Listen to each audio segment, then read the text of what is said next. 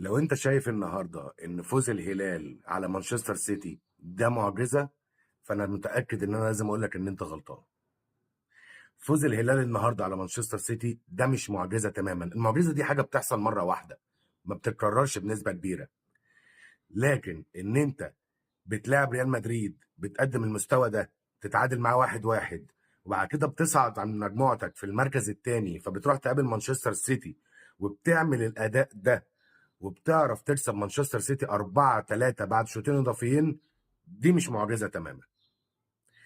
اللي بيحصل حاليا ده هو نتاج تنظيم وتخطيط اكتر من رائع واكتر من جيد للمسؤولين عن الكوره في السعوديه.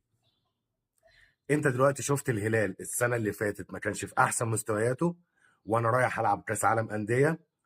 المشكله دايما مش في اللعيبه.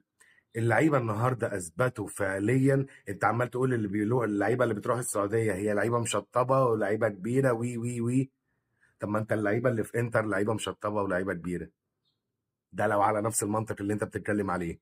والانتر كان في نهائي دوري ابطال اوروبا. فلومينيزي النهارده اللي غلب الانتر في 4 لعيبه او 5 لعيبه فوق سن ال 30، في منهم 2 فوق سن ال 40.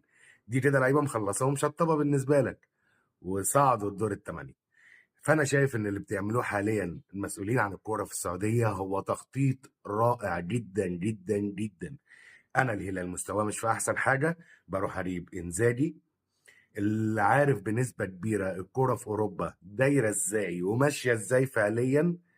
عمل حاجه من فرقه الهلال، غيرهم من ان انت لو شفت الهلال من 3 شهور فاتوا وشفت الهلال النهارده، في تغيير كبير قوي في فرقه الهلال.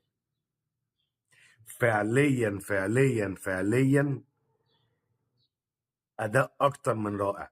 هنتكلم عن اكتر من حاجه ممكن خلت الهلال فعلا يكسب النهارده. لو هتبتدي تتكلم عن حاجه فهو لازم ياسين بونو.